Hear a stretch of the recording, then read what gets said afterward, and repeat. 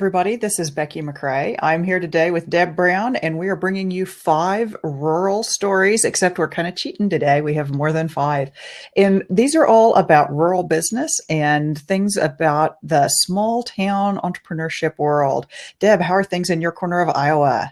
It is a lovely day in the corner of Iowa today. We have just about perfect weather.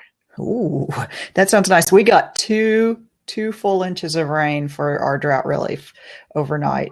I am beyond thrilled. So this is big stuff in my corner of the world. So with that good news, let's start in on our stories. The first one is about tourism related businesses, and there's a number of states that the state actually provides tourism related directional signage. And in this case, this is a great little profile about some businesses in South Carolina that are in the process of getting signs or have signs.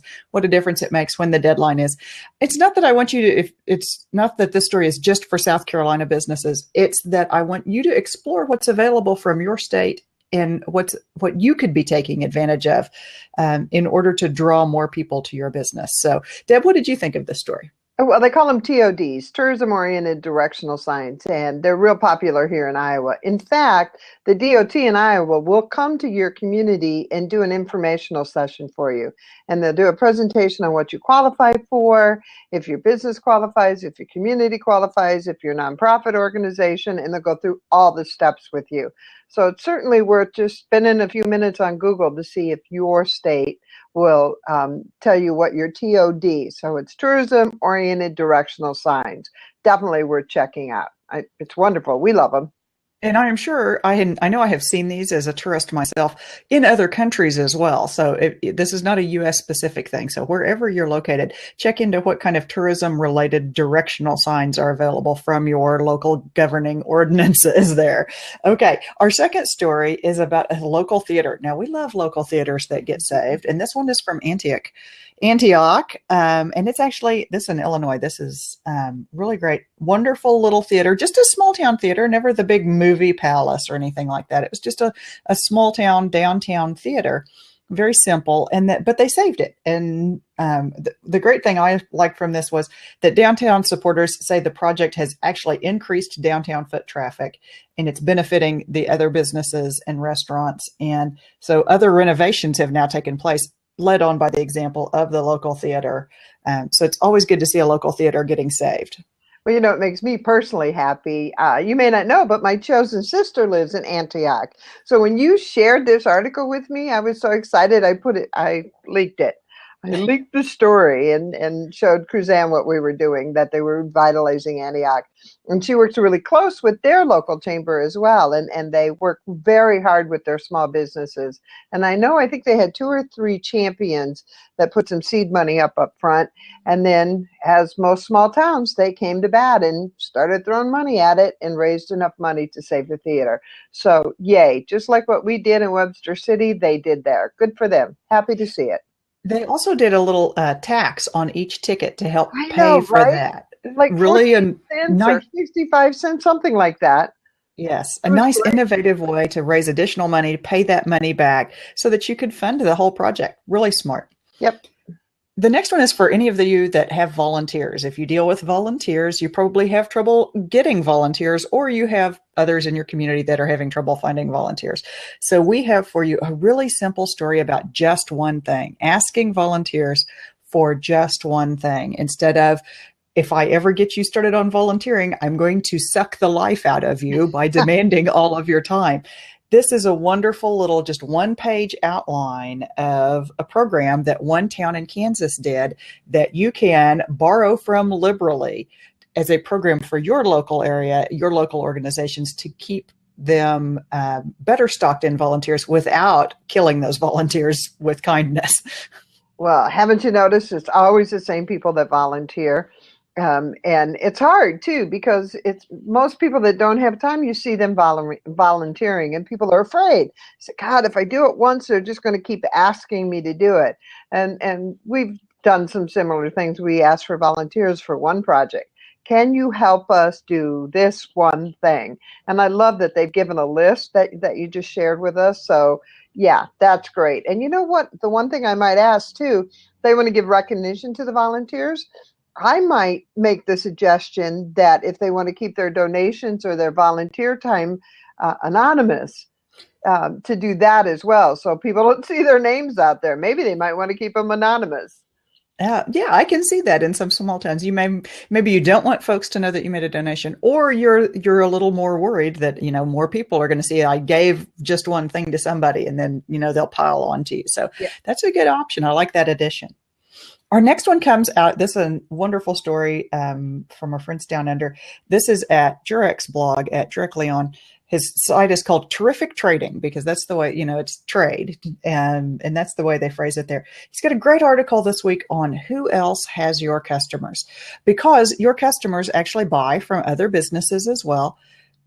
You should partner up. You should work together. You should take this opportunity to reach each other. He walks through a specific example of one particular business that did this and that had done it successfully in the past, and what the moral to that story was. And then while you're there, I just want to encourage everybody, go ahead and sign up for his Terrific Tips newsletter. His graphics are funny, but I'm telling you that this information is always solid, and I always look forward to his information, especially for retailers. Well, I love the whole cross-marketing idea. And he talked about how a furniture store could work with an art group. So you're going to buy new lovely furniture. Don't you need lovely new art on your walls? It's like, oh, or winemakers could work with the artist. It's like, oh, this is just kind of smart, isn't it? So it really got me to start thinking about cross-promotion and cross-marketing. And I definitely want to take that back to my retailers. Who else can you cross promote with? Brilliant idea. You bet. All right. So the next thing is we actually have 3 links masquerading as a single link. And this is because I ran across 3 stories that all had the same theme this week. And I thought it was important enough to bring up, because sometimes we feel like we just run a business, or I just have a little store, or we're just a chamber of commerce in a small set town, or we're just this. This is a reminder that it's okay to be small. Being small is not a bad thing. So the first one says, your business doesn't have to go global, scalable if you don't want to. And I'm a big believer in it.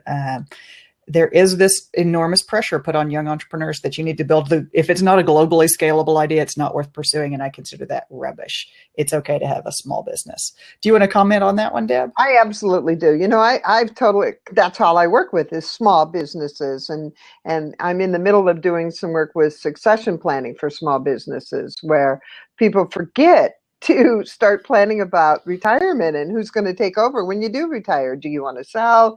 Do you have children that want to step in? So I'd totally forgotten that there's businesses whose total aim is to grow so big that they can sell out in 5 years or start another new business. So statistics, according to this article, and I think it's true, show us that you don't normally find those kind of small businesses in small towns. However, that doesn't mean in the future that you won't find them. So it's just really good to keep our eyes open. All 3 articles are great, and I think it's worth reviewing all of this. Okay, I'll go through the last 2 right quick here. One of them is from The American Genius, which is an entrepreneurship site, and it says, why your company should stop focusing on growing. And it was great because it was tweeted out with somebody who went, what? How can that be it? And I'm like, no, that can absolutely be correct. And the last one is one from somebody that you may have heard of. If you use Square for your business processing, credit card processing, or you use Twitter, you probably are a beneficiary then of Jack Dorsey, who helped co-found and lead both of those companies.